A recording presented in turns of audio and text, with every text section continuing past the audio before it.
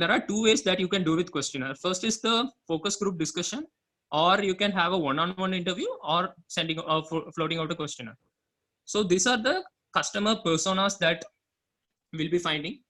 So what we are trying to project here is, we spoke with these people and the key takeaways from the conversation that we had. So the highlighted things will act as the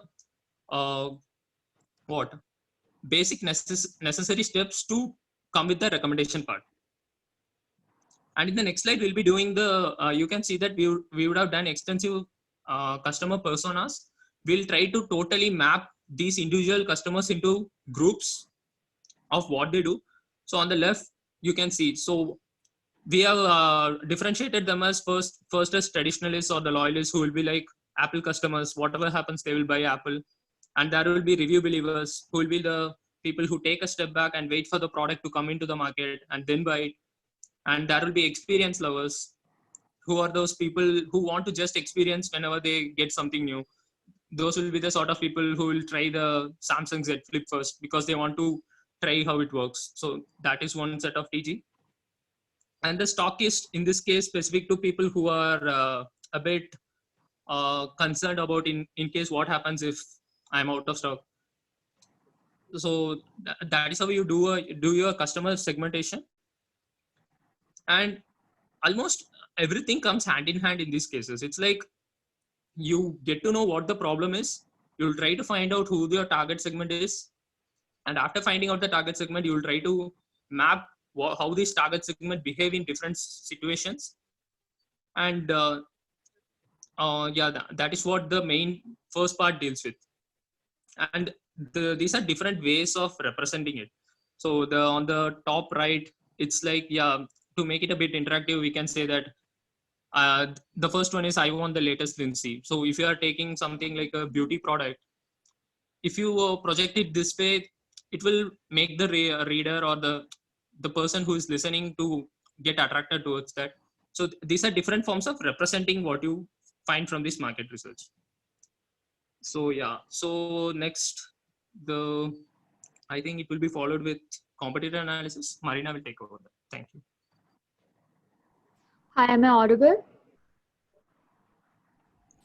Yes, Marina, just one request. Can you please make it full screen? Okay. Yeah.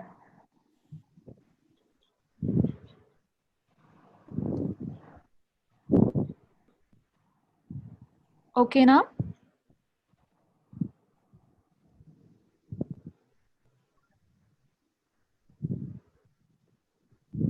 Is it full screen now? Yes, now yes. it is. Okay, thank you. Okay, so the next two steps are, first is the competitor and product analysis, and the next one is to find the best practices. So coming to competitor and product analysis, it's with any case that you do, or with any type of case competition that you do, understanding your competitor landscape is very, very important. So you need to benchmark yourself and the problem statement that you have been given with the industry. You need to know who the major competitors are, what their market share is, what your market share is, what space in the market are you actually occupying, what are your offerings versus their offerings, and so on. So that is very important if you want to, for the goodness of your solution to come out well. Next slide.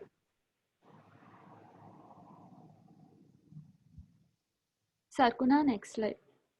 I've shifted to. Okay.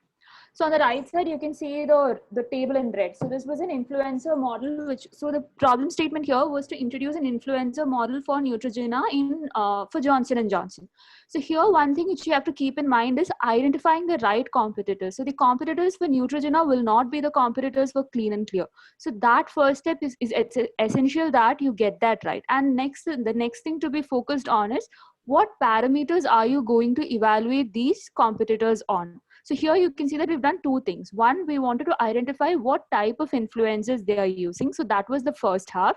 And the second is, from their social media pages, we try to understand what is going well for them. Do the influencers have a role to play in that, and backtrack from that?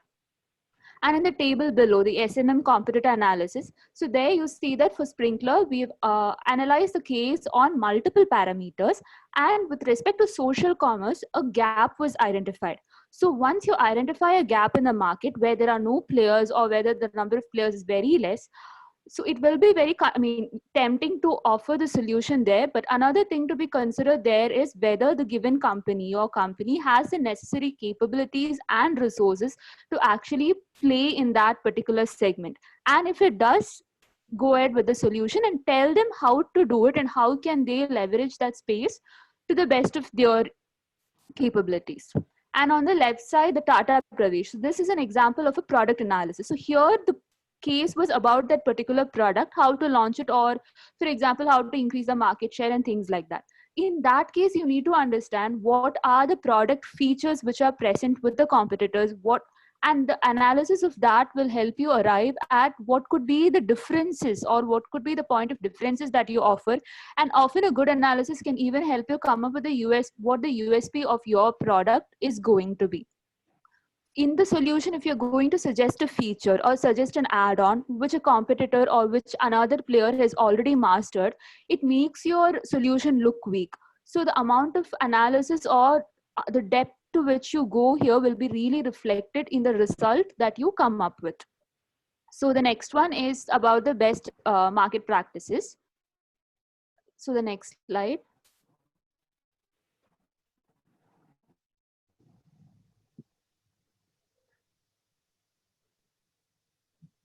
Has it moved for you? No. It was Now back from my side.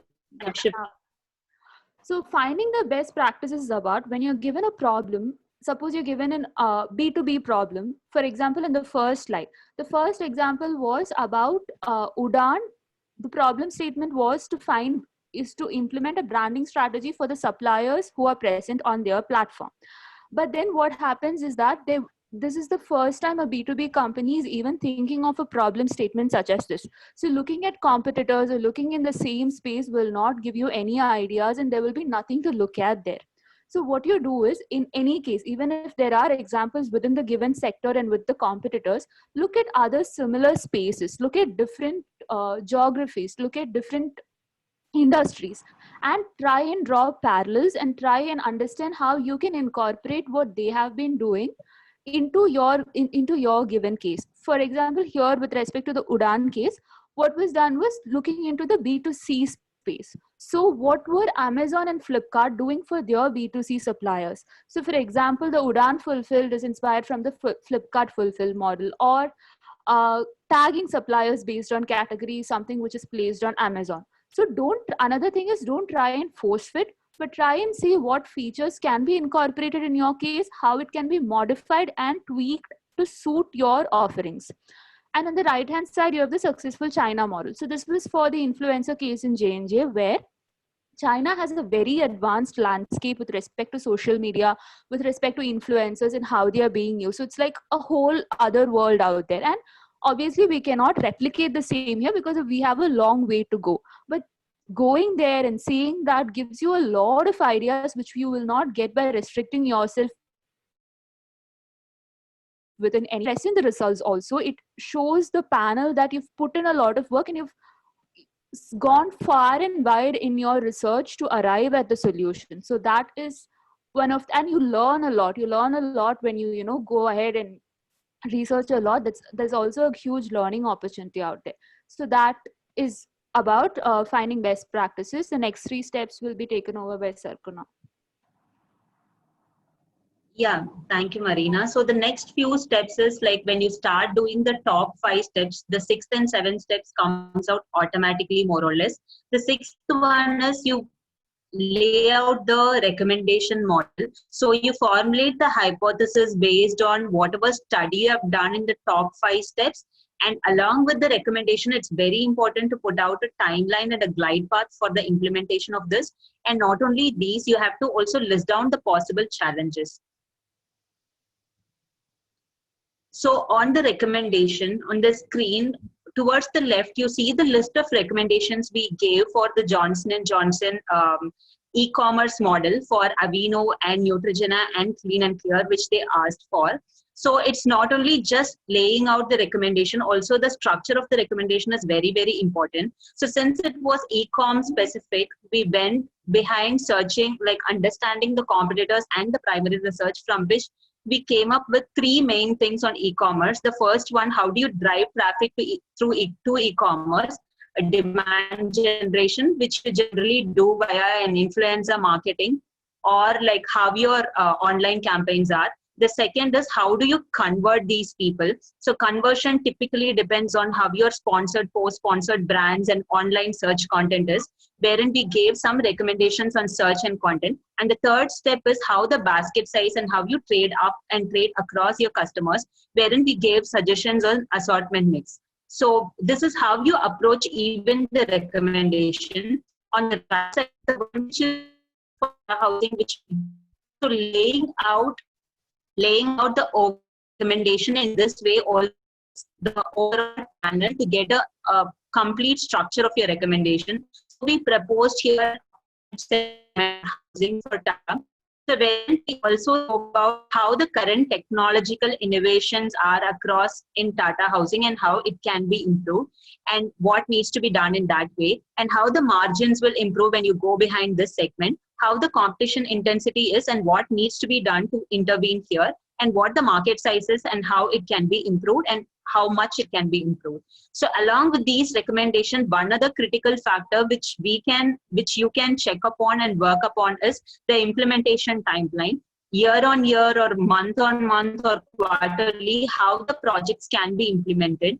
Below, see here, we have listed down how the number of projects can be implemented across cities, across different years. It's details which we hear from you, because they need an end-to-end model from you guys. Apart from these recommendations, one other critical factor which Marina already mentioned is the challenges.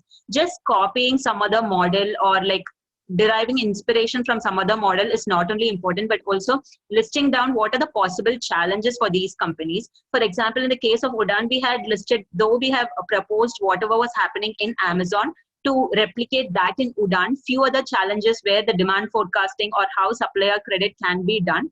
And you not only list down the challenges, you also give the possible solutions to these challenges. And the below one. Just a minute. So your voice is breaking. So just try and speak a little bit slower so it's clearer for everyone. Okay.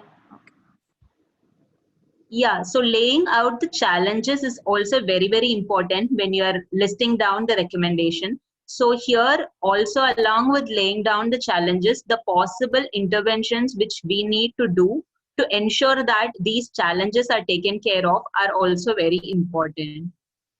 So quickly moving ahead, the next and the last important thing which you should ensure to do in most of your case competitions, especially when it's a business problem. In the case of like Amazon, when they'll be asking you to do an end-to-end category intervention, or in the case of like Tata or Mahindra War Room, where it will be an end-to-end business problem or a solution, it's very, very essential that you lay out what the financials look like. So these are some of the samples.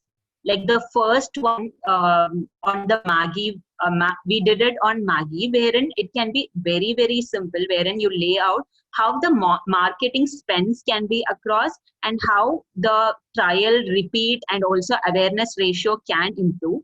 On the right side, which you see is a break-even analysis which we tried to do for IC, I guess. So wherein it was a complete GTM strategy, wherein the investments need to be higher in the first 2 years and the break-even needs to be shown, because you're giving out a model wherein the investments is really high.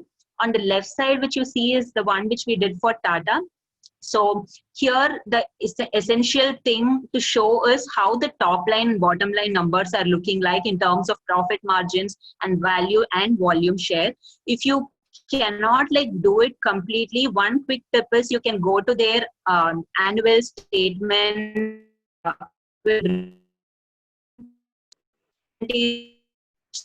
We lost percentage your voice. advertising expense. Your voice is breaking a bit. Sarkuna, maybe you can try to turn off your video. Maybe that can Yeah. be a better thing.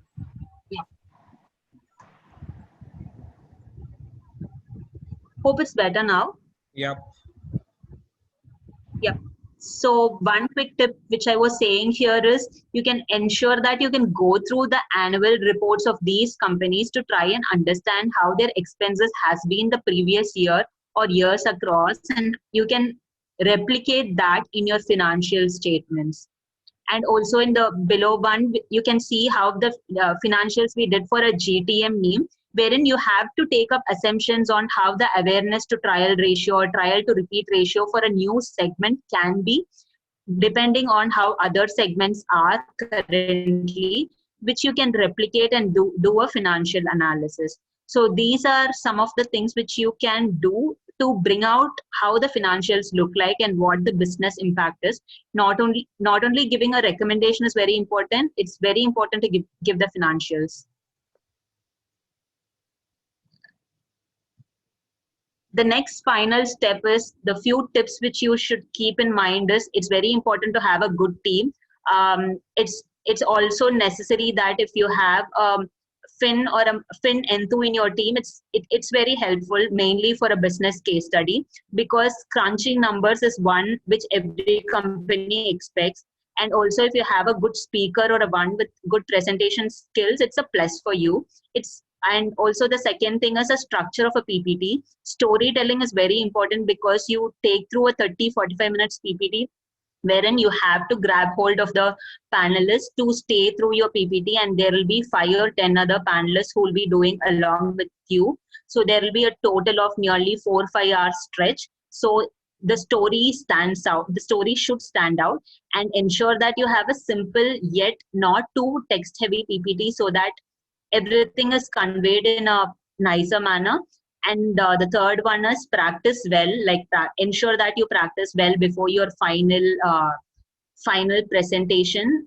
That's very, very important. And also list down the potential question and Q&As which you can get, and be prepared for it. And finally, Rakesh took you through how primary research can be done. It's very, very important, and that is why they give you case studies to ensure that primary research is done by our guys like you. Yep, thank you.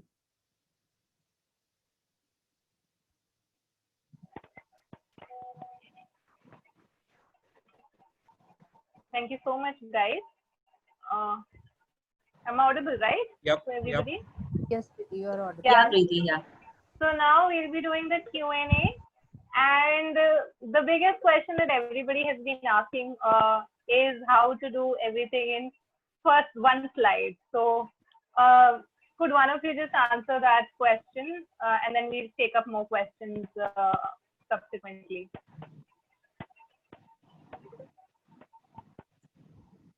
So you mean a one-slider presentation which they ask for? Correct.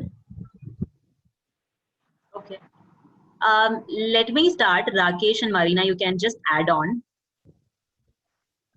Yeah, sure. So one slider, yeah. So one slider is very critical. You try to bombard your information, and text heavy, which I spoke through, does not come across for one slider, wherein you can split your single slide into different compartments, wherein you take through like step by step, maybe how you have done a primary research, how you have done a secondary research. It will be text heavy for a one slider, but it's okay to go ahead and do it, to put in the time, and it's to put in the time to do all the research and ensure that everything comes up in this one slide. So it make a compartment wise within a slide, maybe into 6 compartments or 7 compartments.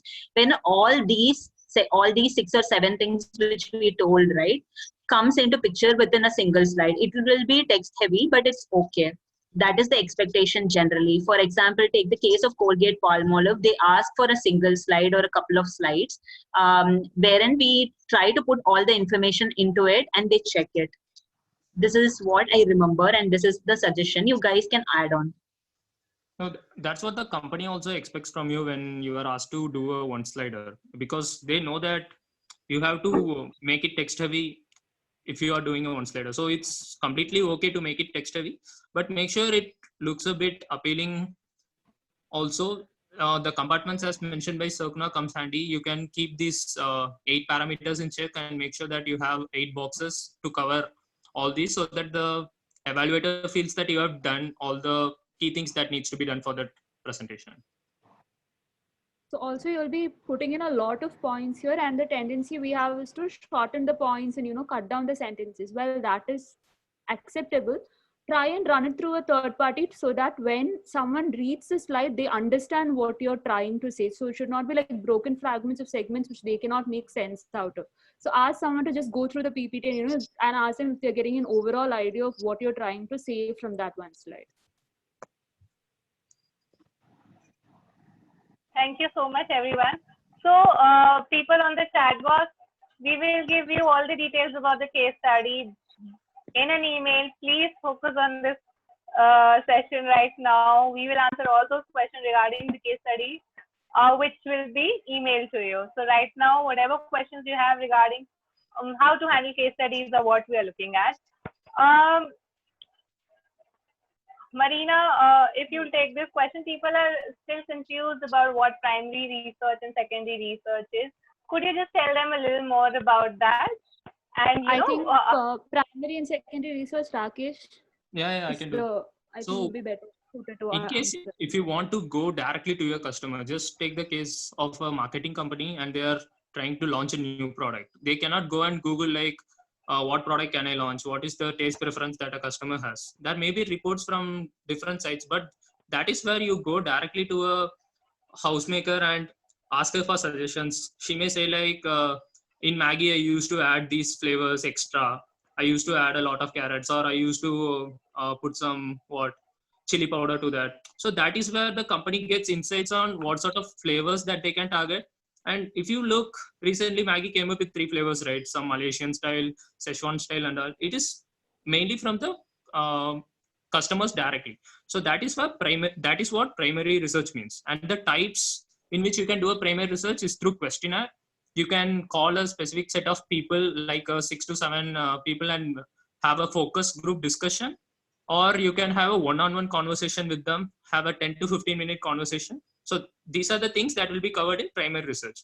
So if you're doing secondary research, it will be to understand the industry. So suddenly if someone asks in a case like, what type of LED can I launch now? As a normal person, I'll be clueless then. That is where I'll go. What is the LED industry looks like? Who are the key players? There will be a Philips, there will be a Syska.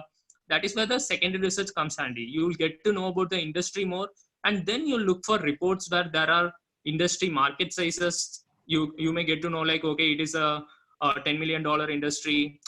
So these help you to find out what is the gap available and what is the company trying to fill there. So the secondary research mostly will be from Googling, and also your library portal will have access to a lot of reports. So some of the key things will be Euromonitor reports, Chrysler, the DNB Hoovers, CapIQ. So these will be like the secondary sources from which you can get answers from. But mostly these will be paid reports. Just make sure that your college has access to these reports, and if in case that is not the possible solution, mostly if you Google a lot, you will get to know a lot.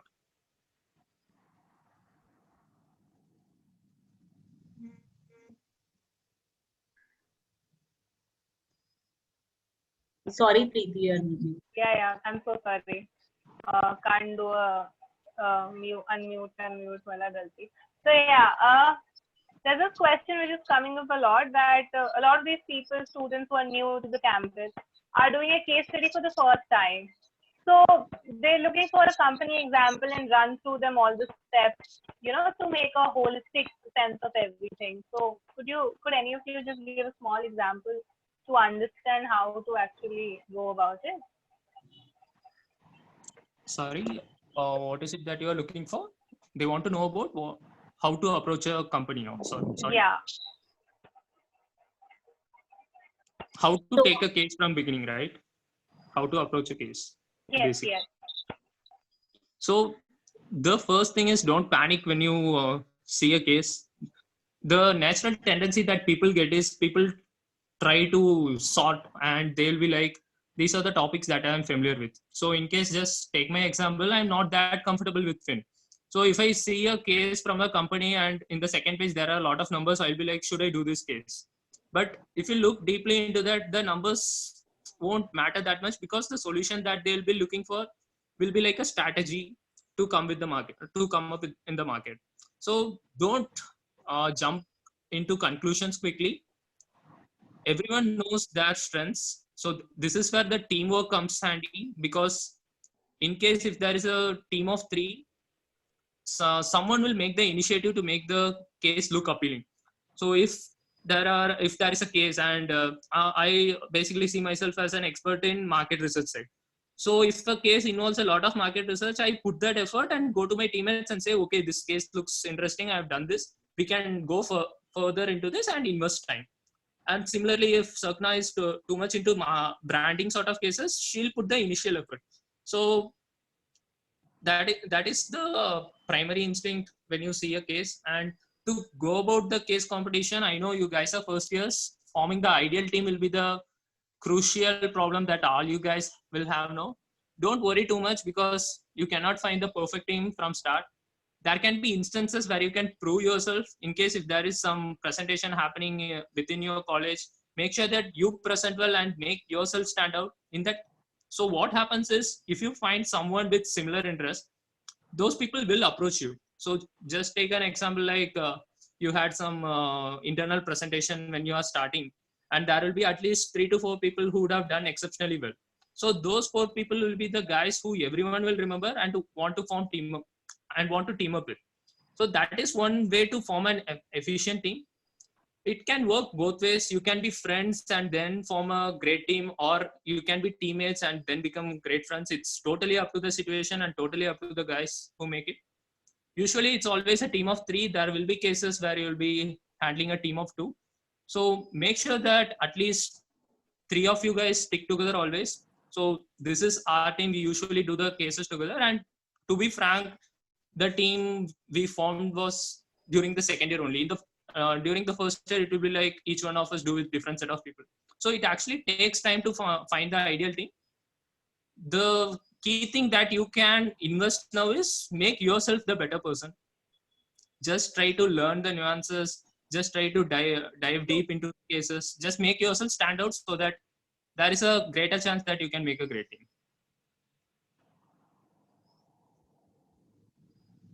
Thank you so much, Rakesh. There's just one more question that's coming up, is how important presentation skills are. So who would like to answer that question, and how actually can we better them while we are at it? So Presentation skills are definitely very important, because see, if it's a big company, there will be some from a single college. So like from IIM Calcutta, let's take it, there will be like 60 to 70 submissions. Okay, so if it's an ITC or a HUL, for example, HUL line with a single slider, and there will be 60, 70 teams submitting their presentation. So, and a single person will be probably going through all these PPTs. So the first thing that hits them when they see your PPT is how it looks. So how nice it looks. It's not about making it fancy and, adding a lot of frills and feathers. That's not what is important, but that aesthetic to it and making it look neat, and it should look appealing. When you look at it, the person should want to read the content that you have put into it. So it's secondary to content, because if you have a beautiful PPT and your content is not good, definitely you won't get shortlisted. But it is definitely important to have a good PPT at every stage, from the shortlisting stage to the final stage. It's really important. And mainly in the final stage, it's comparatively more important, because you're gonna invest, the panelists are gonna invest time and hear your presentation, and the basic expectation is that you have a good presentation for a 30-minute long. Anyway, it will be 20 or 30 minutes long, and ideally they look into your PPT all through. So it's very important, at least in the final stage, if not in the first stages. And usually the differentiating factor here will be what? You are getting shortlisted from a set of 60 people. There will be 5 top top 5 candidates there. So what do we expect out of the top 5 people? Obviously, they will be best in everything, right? So you have to be competitive, because if you lag in something, it is just a free ticket for the other teams to be like, okay, this team is not having a very good PPT, so we have a better chance. So we don't want to give that chance to the other teams. So we'll make sure that the PPT looks good, and it doesn't mean, as Marina mentioned, it need not be fancy. It's just like the reader should be interested in seeing your PPT. That's it. Always use a color code. If you are using a what you could have seen in the presentations, right? For Maggie, it's black and yellow. For Johnson & Johnson, it's light red. So it's like always have a color code. And the way we try to map it is how we do it with the company. So we were asked to do Maggie. So what do you remember when you see Maggie? The color yellow. And what makes the color yellow stand out? A black background. So that is how you choose the template that you want to work with.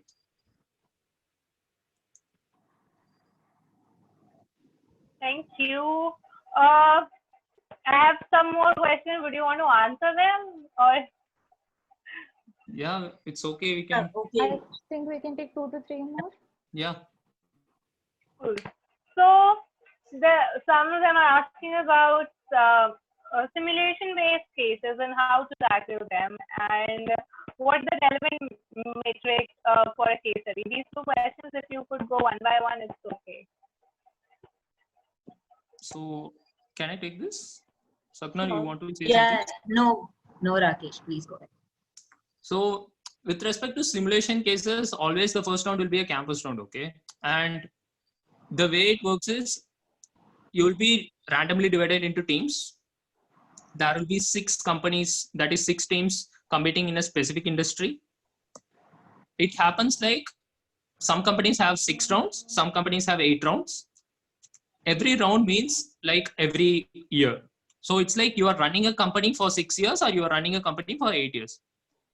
So it's basically like you have control over everything. You will have control over human resources, marketing, finance, staffing, everything you will be taking care of.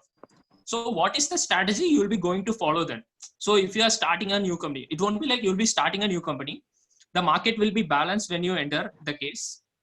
There will be different companies having different strategies. Just assume like there are 4 products in the market. One product will be in the high end, one will be in the low end segment. There will be 2 teams trying to focus on high end initially. Then there will be 3 teams trying to focus on low end initially. You make mistakes. After seeing the first round result, you feel like I could have entered in the high end segment because there was no competition there. So it's like you have to adapt to every round there. And the numbers, it will be basic max.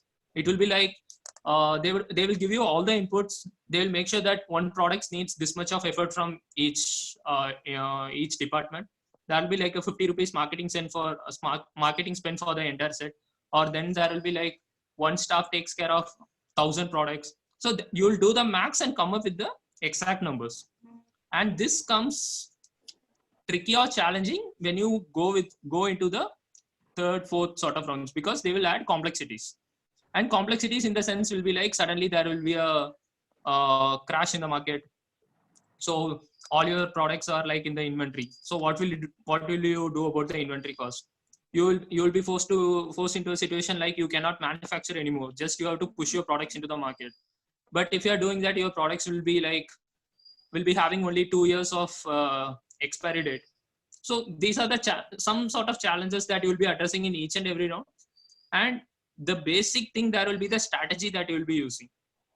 And in 3 to 4 rounds, you can pretty much make sure that you have a very good strategy, and then that the real competition happens. So if initially there are 8 teams, by the 3rd or 4th round, you'll make sure that there are 2 to 3 teams that are playing really good, and the competition will be between these 3 teams.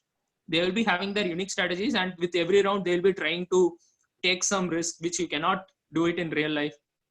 So how good you can do that? Because I don't know if you guys have a simulation exercise, because in IIM Calcutta we had an internal exercise. So that's how we got familiar with the simulation thing. It's a compulsory course for our students. And companies that do this for the first round are ABG and Invictus. These are actually some pretty big competitions in the market. So in case if you want to know anything more about this, just ask it in the chat. I can look. Also, guys, maybe it's overwhelming to hear about simulation now. So when you get a chance, or you can also, I mean, if you are in IIM Calcutta, probably you'll get a chance in your first year for the simulation. So ensure that you do it right during that time, because that is one of the best trial period which you can try it for free, and then you can get learnings and then apply it during Invictus or ABG or other competitions if there are any. So we'll take the last question now. So there's two parts of it actually. So whichever you would like to answer. How does case study help the undergraduate students? So some of them are not graduate, postgraduate or MBA students. So how does it help them, and how much time and why they should invest in a case study? And what if they don't have the specific skills like not finance, marketing? Then can they still be, good at case studies? So yeah, that's the last question, and we'll wrap it up after it with you. So I'll start the similar way. I'll start, and then Rakesh and Marina can take over since it's the last question. So guys, whatever it is, case study helps you to structure your thoughts firstly. And second piece is that it's not only getting a CV point, which is an ideal thing to get a job, but also it helps you in approaching a specific problem.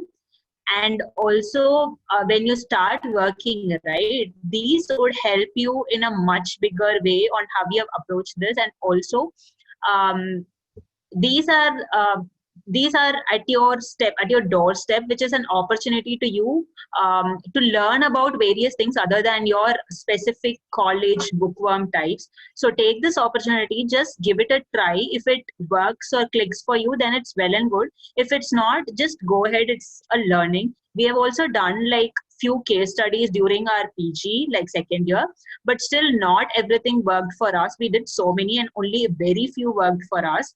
So it's just a learning. Keep a main thing in your mind that investing time will help you at one point of your life or other, either as a CV point or as a learning. So go ahead with that motive. You can it will help you in that way. So according to me, it's just the interest that you get developed when you hear like, okay, there is a case study coming up. Because most of the time, in case if you are in a B school, you would have noted that there are compulsory registrations. You will be forced to register by your place com.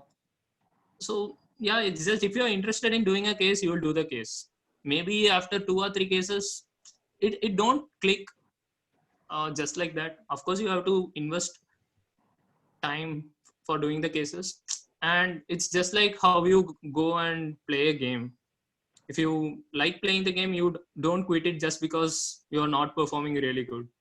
You just like the game and you go and play it. That's how it works.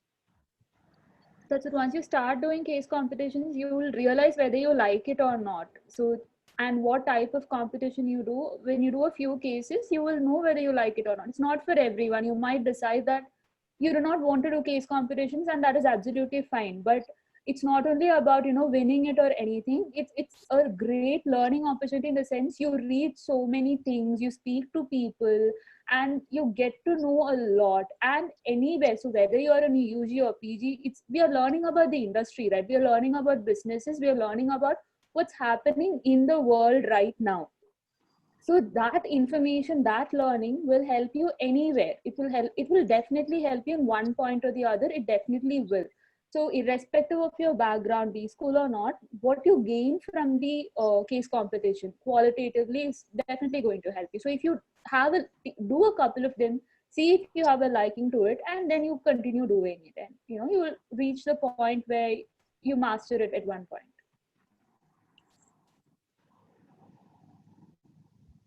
So that's it from our side, I think. Thank you so much. Thank you so much for your time and all the patience and all the answers. It's so good to see you virtually, and yeah, great to have you. So guys, that's it from our speakers. Please don't leave the meeting. We'll be briefing you about the case session, and now our speakers can drop off. And thank you so much. We're so grateful for you to have this Thank you, insightful guys. session. Thank you. We had a great time. Thank you. Thank you. Thank you guys. Bye bye.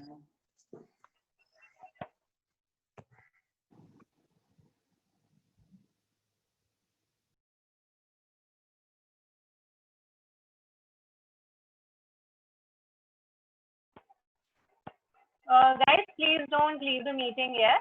We'll be briefing you about all the questions that you had about the case session and how the PPTs are supposed to be and everything. So please stay here while we tell you all the details.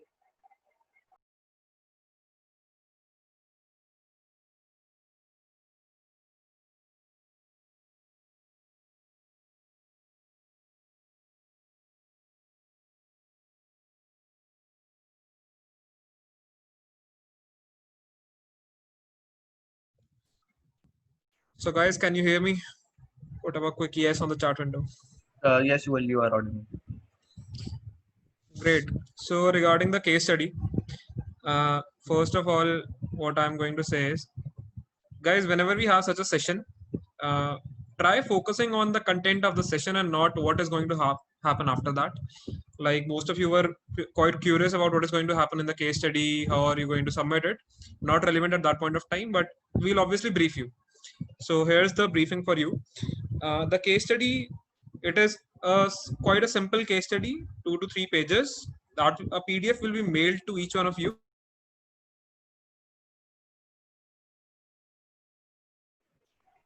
You went went on hear mute. you. You're on mute. Sorry.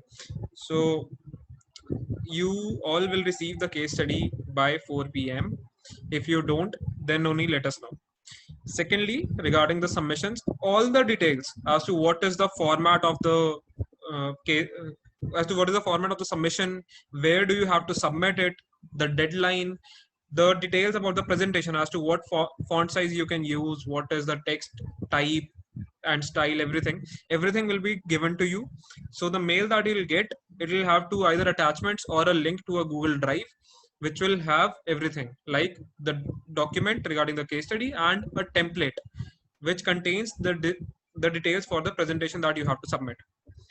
I assume that all of you would have received the group details by now.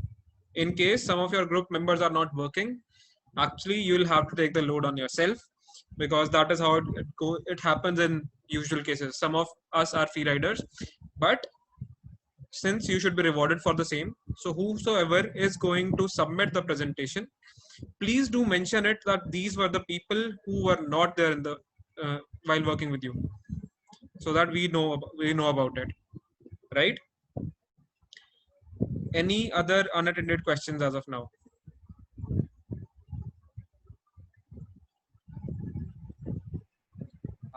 Just one more announcement. So some of your questions could not be answered from the chat. So what we have done is we have compiled a useful guide specifically for the case competitions, and we will be sharing that as well in the email. So you can go through that. It will help you understand more about case studies in general, about how to approach them, what are the resources which can be used, and everything in detail. And you all can use that particular knowledge to make your case studies, to make your solutions even more better. So if you have any specific doubts about how to present the data or about how to present the solution, please use your better judgment. It's all right. If you assume anything, you just need to mention it in the email. Also, regarding how you have to present it or not, where you will get the data or not. So the thing is, Google it. Everything is available out there on Google. There are certain types of cases, like you asked, what is marketing specific case, how to approach an operations case. Everything is available online. The objective of this workshop was to give you a quick glimpse as to how it should be done. You can go for more specifics on Google. Secondly, I have a question over here saying that will we get a participation certificate if we don't, even if we don't take part in the case study? If you don't take part in the case study, you'll get a certificate mentioning that you have attended all these sessions. If you participate and submit your submission for the case study as well, only then you get a participation certificate for the case challenge. So please do pay adequate attention to that. Apart from it, there are people who are asking how do you approach it or what is the process. So ideally the case will be released at 4 p.m. You have a deadline, I think, in the next 2 days, by 17th or 18th EOD. We'll evaluate all the cases. There is a group that is going to evaluate all the submissions, and then the winner or the top 3 will be intimated via mail. The top 3 will have to present their submission, their thought process, and how did they approach the case on 22nd in front of a jury. That will also be a live session on Zoom itself. Anything else? I think I have allowed you all to unmute. So if anyone has a question, he or she can unmute it herself or herself. Hi. Hello. Hello. Yeah, tell me. So we have to submit first, then we have to short. If we have to shortlist it, then we have to speak or PPT. So sorry, I couldn't understand your question. Yeah. So you will be submitting the case study. If you are selected in the top 3, only then you have to present the case study on 22nd. I hope that answers your question. Hi. Now I have a question regarding the option in the case. I mean, do we get the multiple options for a case study that we can select, and accordingly we can make analysis? So there is going to be a single case. Yeah. All right. Hello, sir. I have doubt in my mind. We have to make one slide only, or we have to make a multiple slides as well.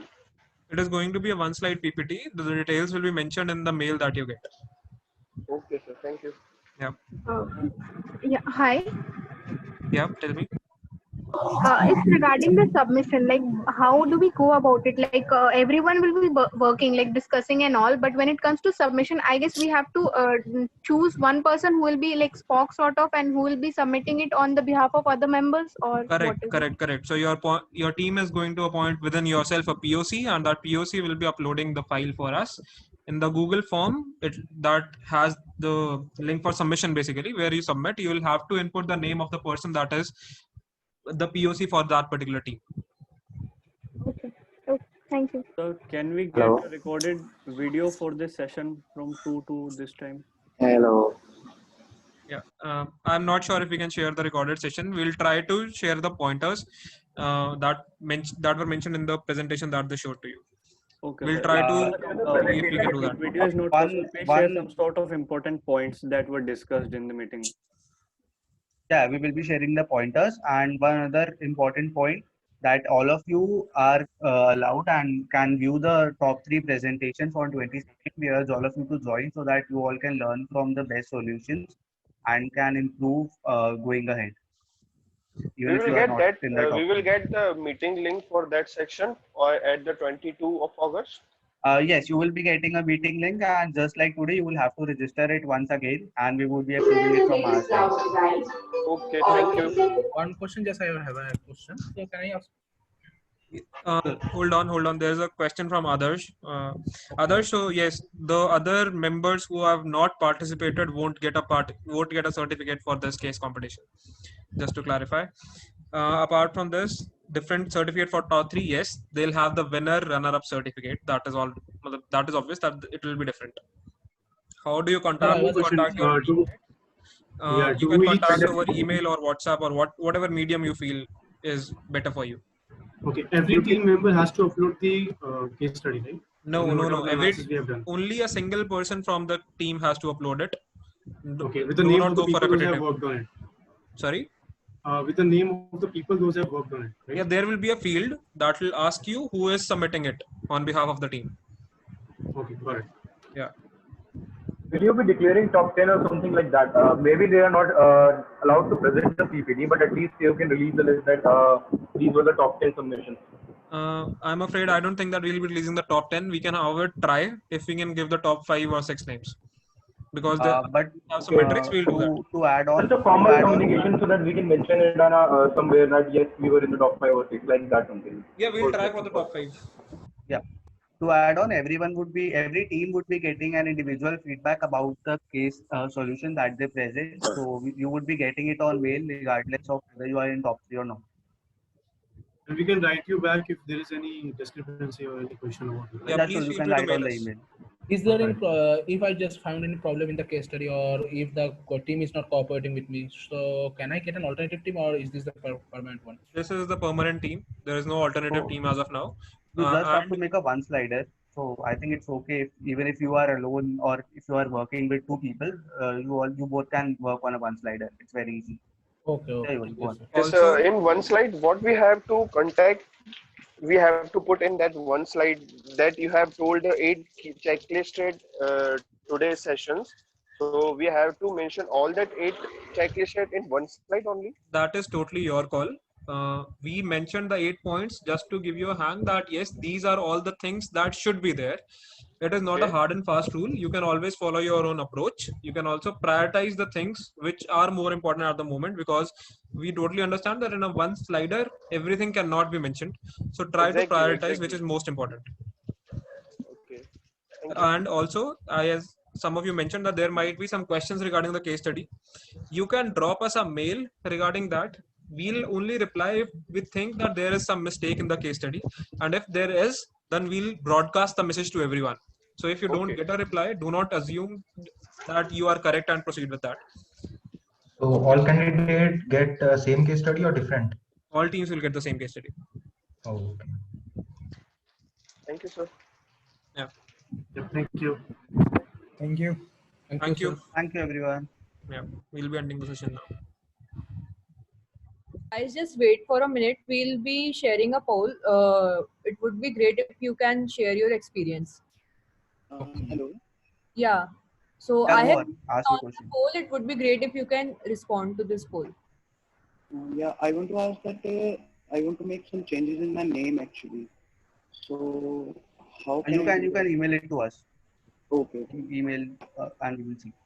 That at the rate Yes. Yes. Yes. Thank you.